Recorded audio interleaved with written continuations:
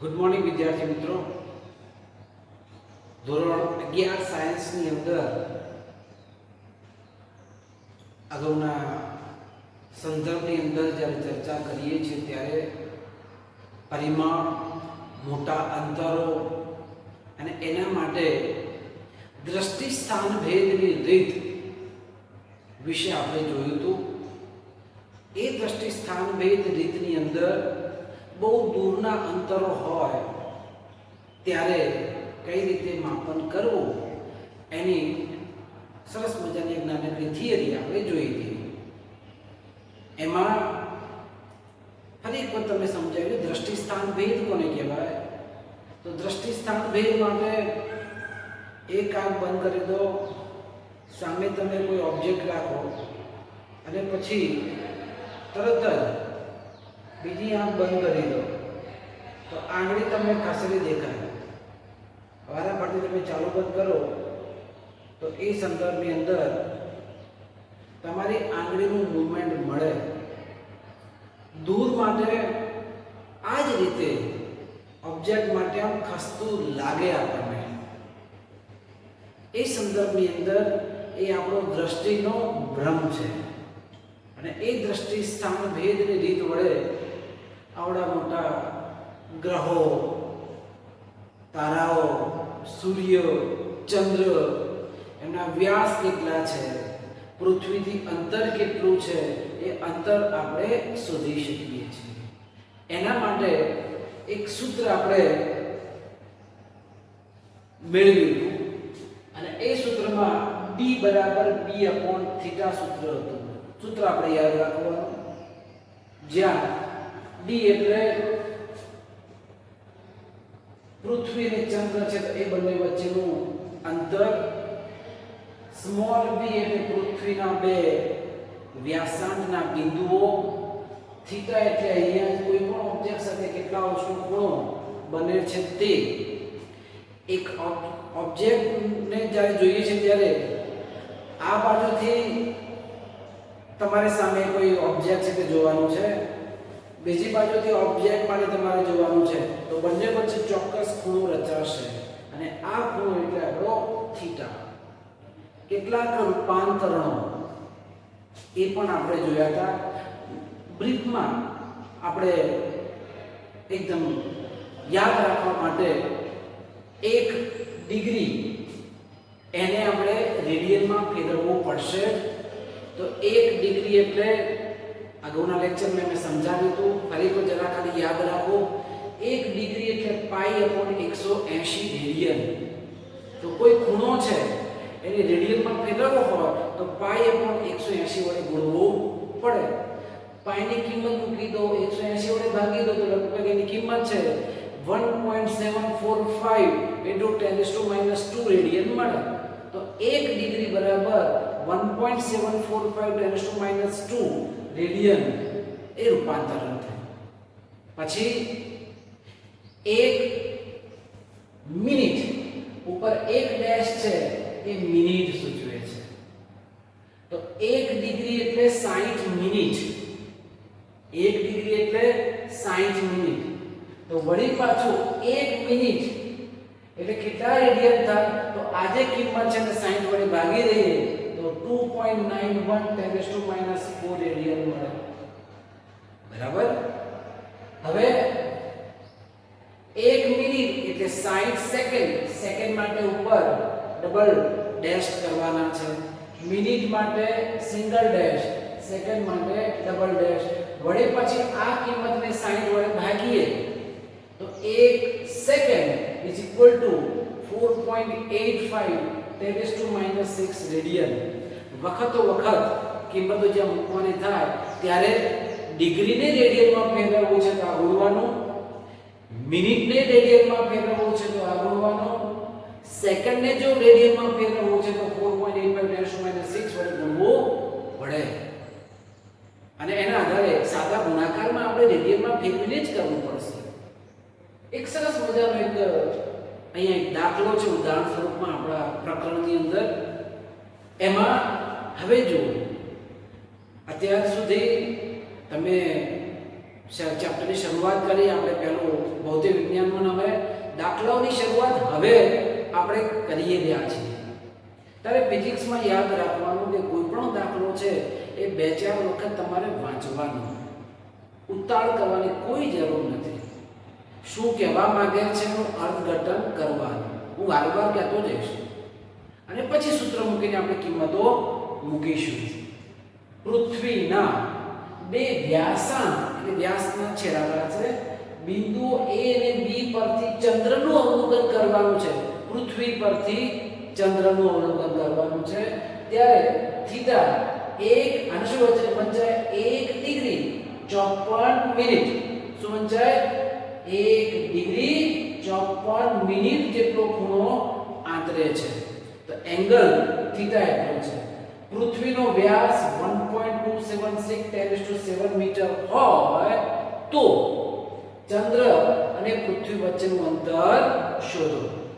પૃથ્વી અને ચંદ્ર વચ્ચેનું અંતર શોધવું છે આ પરિણામના સંદર્ભની અંદર. જો મેં આકૃતિ દોરી છે આ એક પૃથ્વી છે. પૃથ્વીના વ્યાસના ભાગમાં બે બિંદુ છે A અને B. પૃથ્વીનો વ્યાસ એટલે ફિક્સ છે B આપેલો છે પૃથ્વીનો 1.276 10⁷ મીટર. અહીંયા ચંદ્ર છે અને A પાસેથી ચંદ્રમાં જોવે છે B પાસેથી ચંદ્ર જોવે છે તો રચાતો ખૂણો થીટા અને એ ખૂણો થીટા કેટલો રચાય છે 1 ડિગ્રી અને 54 મિનિટ જેટલો. તો આ પૃથ્વી અને ચંદ્ર વચ્ચેનું અંતર આપણે શોધવું છે. શું શોધવું છે? પૃથ્વી અને ચંદ્ર વચ્ચેનું અંતર શોધવું છે. તો પહેલું એ થાય કે જે થીટા આપેલો છે એને આપણે રેડિયનમાં ફેરવવો પડે. કેટલા છે 1 ડિગ્રી 54 મિનિટ. હવે 1 ડિગ્રીની મિનિટ કેટલી થાય લખેલું છે 1 ડિગ્રી એટલે 60 મિનિટ.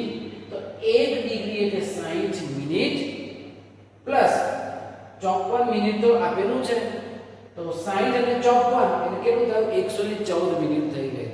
તો 1 ડિગ્રી 54 મિનિટ બરાબર 114 મિનિટ થઈ ગઈ. હવે આ 114 મિનિટને રેડિયનમાં ફેરવવા છે. ખબર છે સૂત્ર 1 મિનિટ એટલે 2.91 10⁻⁴ રેડિયન. તો આજે 114 મિનિટ છે એને 2.91 10⁻⁴ વડે ગુણવું પડે તો પરિણામ શેમાં ફેરફાર થશે રેડિયનમાં અને ગુણાકાર કરીએ તો 331.74 10⁻⁴ રેડિયન મળે. બીજી વાત ભૌતિક વિજ્ઞાનની અંદર આપણે એવું કરવાનું કે પહેલા આંકડા પછી ડેસિમલ પોઈન્ટ આવે એવી રીતે આપણે 11મામાં અને 12મામાં આપણે ટેવાતા જવું પડશે અને એના આધારે ઘાતાંક જે છે ઘાતાંક ચેન્જ થશે. તો આ પોઈન્ટ ધારો અહીંયા હું શિફ્ટ કરું તો 3.31 અહીંયા 7 છે 5 કરતા વધારે છે તો 3 ની જગ્યાએ શું લખી શકાય 2. પણ અહીંયા તમે જો આ પોઈન્ટ અહીંયા જો 2 ઘાત શું થશે ઘટશે અને ત્યારે 3.32 10⁻⁻² રેડિયન. તો હવે તમે જુઓ 1 ડિગ્રી અને 54 મિનિટ બરાબર 3.32 10⁻⁻² રેડિયન જેટલું માપ મળે આપેલું છે થીટા. બંને વચ્ચેનું અંતર વ્યાસાંગ એટલે પૃથ્વીનો વ્યાસ એ આપેલો છે રકમમાં તો એ માપ છે આપણું B 1.276 10⁻⁷ મીટર. આટલું આવી ગયું. હવે આપણે ખાલી ડાયરેક્ટ સૂત્ર મૂકવાનું D બરાબર B/θ. B ની કિંમત 1.276 10⁻⁷ અને થીટા રેડિયનમાં લેવાનો હોય. થીટા રેડિયનમાં ફેરવાળો લેવાનો હોય 3.32 10⁻⁻² સાદુરૂપ આપીએ 3.84 10⁸ મીટર. તો પૃથ્વી અને ચંદ્ર વચ્ચેનું અંતર આ પરિણામને આધારે 3.84 10⁸ મીટર જેટલું મળે. જો કિલોમીટરમાં ફેરવવા હોય તો અહીંયા 1 કિલોમીટર એટલે 1000 મીટર થાય 10⁻³ ઘાત. તો અહીંયા 10⁻³ ઘાત ઓછી કરો તો 3.84 10⁵ કિલોમીટર. તમારે જો કિલોમીટરમાં જો લખવું છે તો લખી શકાય 3.84 10⁵ કિલોમીટર. આપણે અહીંયા સુધી લખો જવાબ આપણો સાચો છે. 11 સાયન્સ માટે તમારે કેલ્ક્યુલેટર વસાવી લેવાનું. 10મા ધોરણ સુધી જરૂર નહોતી. હવે કમ્પલસરી એક્ઝામમાં તમે કેલ્ક્યુલેટર લઈને બોર્ડ એક્ઝામમાં પણ તમે બેસી શકો છો. આપણે ભૌતિક દુનિયામાં બહુ જ બધા દાખલાઓ માટે કેલ્ક્યુલેટરની જરૂરિયાત છે, સાદું કેલ્ક્યુલેટર. અને એ સાદું કેલ્ક્યુલેટર દરેક વિદ્યાર્થી જ્યારે દાખલો લઈને ભણવા બેસે ત્યારે હોવું જોઈએ. બરાબર? તો એ સંદર્ભમાં 3.84 × 10⁸ મીટર જેટલું મળે. બીજો એક પ્રશ્ન તમે જુઓ, ખ્યાલ આવી ગયો? સૂર્યનો કોણીય વ્યાસ 1920 ઉપર 2 ડેશ છે, શું છે? સેકન્ડ છે. 1920 સેકન્ડ છે. કોણીય વ્યાસ આપેલો છે થીટાના સંદર્ભની અંદર. સૂર્ય અને પૃથ્વી વચ્ચેનું અંતર આપેલું છે 1.496 × 10⁻11 મીટર. તો સૂર્યનો વ્યાસ શોધવાનો છે. તમે જુઓ અહીંયા વ્યાસ શોધવો છે. આ અંતર આપેલું છે અને અહીંયા થીટા આપેલો છે. તમે જુઓ અહીંયા શબ્દો છે કોણીય વ્યાસ અને વ્યાસ. કેટલા છે? સૂર્યનો કોણીય વ્યાસ આપેલો છે અને પાછો વ્યાસ શોધવાનો. પણ આ કોણીય વ્યાસ એટલે ખૂણો થીટા અને આ વ્યાસ એટલે એનો ઓરિજિનલ જે આ જે વ્યાસ છે એના સંદર્ભમાં. સમજણ પડી? કોણીય વ્યાસ એટલે ખૂણો થીટા. તો પહેલું કામ શું કરવાનું? કોણીય વ્યાસમાં આપેલો છે, સેકન્ડમાં આપેલો છે, એને આપણે રેડિયનમાં ફેરવવો પડે. હવે તમે જુઓ 1 સેકન્ડ એટલે 4.85 10⁻6 રેડિયન. તો 1920 સેકન્ડ છે એને આ પરિણામ વડે ગુણવું પડે એટલે રેડિયનમાં ફેરવાશે. તો 1920 second is equal two 1920 × 4.85 10⁻6 radian. સાદો રૂપ આપીએ, ગુણાકાર કરીએ તો 9.31 10⁻³ રેડિયન જેટલું મળે. હવે આપણે સિમ્પલ સૂત્ર જ યાદ રાખીએ. Capital D = B/θ. શું શોધવું છે આપણે? વ્યાસ શોધવો છે. વ્યાસ એટલે B, D એટલે બંને વચ્ચેનું અંતર. તો D × θ. D ની કિંમત કેટલી આપેલી છે? D 1.496 10⁻11 અને થીટા રેડિયન વાળો લેવાનો 9.31 10⁻³ તો 1.39 10⁹ મીટર. તો સૂર્યનો વ્યાસ કેટલો? તો 1.39 × 10⁹ મીટર મળે. એક સાદા સૂત્રથી કેપિટલ D બરાબર B/θ ના સંદર્ભની અંદર આપણે આ દાખલો શોધી છે. 3 છે સૂત્રમાં. D છે, થીટા છે અને B છે. કોઈ પણ બે મૂલ્ય આપેલા હશે, ત્રીજું મૂલ્ય આપણે શોધી શકીએ. સમજણ પડી? યાદ શું રાખવાનું છે? ખૂણાને રેડિયનમાં ફેરવવાનું છે, એ ભૂલાય નહીં. અને પછી કેપિટલ D = B/θ આ સૂત્ર છે.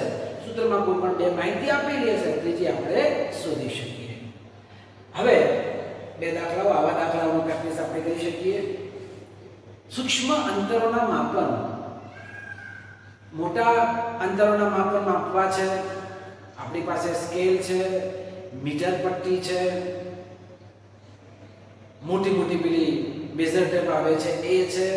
પણ નાનકડા માપ માપવા છે ત્યારે આપણે ફૂટ પટ્ટી જે છે 1 સેન્ટીમીટર, 2 સેન્ટીમીટર, 10 સેન્ટીમીટર, મિલીમીટરના માપ છે. પણ હવે વધારે સૂક્ષ્મ અંતર માપવા છે, વધારે ચોકસાઈપૂર્વક, ત્યારે આપણી પાસે કેટલાક સાધનો કે જેમાં એક સાધન છે વર્નિયર કેલિપર્સ. તો આ જે વર્નિયર કેલિપર જે સાધન છે એ વર્નિયર કેલિપર્સ ની સાધનની મદદથી આપણે કંઈક અંશે થોડા સૂક્ષ્મ માપન માપી શકીશું. આ સાધન નામ શું કીધું? Vernier calipers. ઉપયોગ તમને પ્રાયોગિક કાર્યમાં શીખવવામાં આવશે. એના કરતાં પણ જો સૂક્ષ્મ માપન જો માપવું હોય તો આ બીજું નાનકડું સાધન છે, પણ પેલા કરતાં વધારે એક્યુરેસી આમાં છે. આનું નામ છે સ્ક્રૂ ગેજ અથવા તો માઇક્રોમીટર સ્ક્રૂ. આમાં વર્નિયર કરતાં પણ વધુ ચોકસાઈપૂર્વક માપન આપણે લઈ શકીએ છીએ. આના કરતાં પણ વધારે સૂક્ષ્મ માપન જો લેવા હોય તો ઓપ્ટિકલ માઇક્રોસ્કોપ તમે જાણો છો કે લેબોરેટરી વર્કની અંદર બેક્ટેરિયા અને બધા સૂક્ષ્મ જંતુઓ જોવા છે તો માઇક્રોસ્કોપ વપરાય, એમાં પ્રકાશની જરૂર પડે અને એ પ્રકાશના મદદથી એમાં જ્યારે એ ઓબ્જેક્ટ કે અણુઓ કે જોવા પ્રયત્ન કરીએ છીએ પરમાણુઓ, ત્યારે ઓપ્ટિકલ માઇક્રોસ્કોપ આના કરતાં વધારે સારો જો રિઝલ્ટ જોઈતો હોય તો ઇલેક્ટ્રોન માઇક્રોસ્કોપનો ઉપયોગ કરવામાં આવે છે કે જેમાં ઇલેક્ટ્રોન બીમનો ઉપયોગ કરવામાં આવે છે. ઓપ્ટિકલ માઇક્રોસ્કોપની અંદર પ્રકાશનો ઉપયોગ કરવામાં આવે છે, જ્યારે ઇલેક્ટ્રોન માઇક્રોસ્કોપમાં ઇલેક્ટ્રોનિક કિરણાવલી ઇલેક્ટ્રોન બીમનો ઉપયોગ કરવામાં આવે છે, જે આના કરતાં પણ વધારે એક્યુરસી સાથે પરિણામ આપણે જોઈ શકીએ છીએ. હાલ કોરોનાની મહામારીમાં લેબોરેટરી ટેસ્ટ થાય છે, એમાં માઇક્રોસ્કોપ વડે અંદર એમાં શું છે જોવામાં આવતું હોય ત્યારે સારી ક્વોલિટીના અને ઉચ્ચ ગુણવત્તાવાળા માઇક્રોસ્કોપ જોઈએ. હવે તો લેટેસ્ટમાં ટનલિંગ માઇક્રોસ્કોપ કે જેમાં વધારે એના કરતાં પણ સરસ વિભેદન શક્તિવાળા માઇક્રોસ્કોપ વાપરવામાં આવે છે. મોટા માપનો તો ઠીક છે, નાના માપનમાં તમે જાઓ તો અહીંયા જુદા જુદા સાધનોના મેં નામ લખ્યા છે. એ સાધનોની મદદથી સૂક્ષ્મથી સૂક્ષ્મ અણુઓ, પરમાણુ, ઇલેક્ટ્રોન, પ્રોટોન, બરાબર, અને એવા સૂક્ષ્મ વાયરસ, બેક્ટેરિયા આ બધું જ્યારે જોવું છે ત્યારે આવા જુદા જુદા માઇક્રોસ્કોપનો ઉપયોગ કરવામાં આવે છે. અને તમે જાણો છો કે એક એંગસ્ટ્રોમ બરાબર 10⁻⁻10 મીટર એક નાનકડું માપ છે. એક angstrom is equal to 10⁻⁻10 metre. તમને ખ્યાલ હશે એક angstrom is equal to 10⁻⁻10 metre. કેટલું નાનું માપ છે. તો એ વખતે માઇક્રોસ્કોપ છે એ માઇક્રોસ્કોપનો ઉપયોગ કરવામાં આવે છે. હવે ઓલિક એસિડ અને એનો પરમાણુ છે એની સાઈઝ કેટલી એ સાઈઝ શોધવાની રીત હવે પછી જોઈશું. આભાર મિત્રો.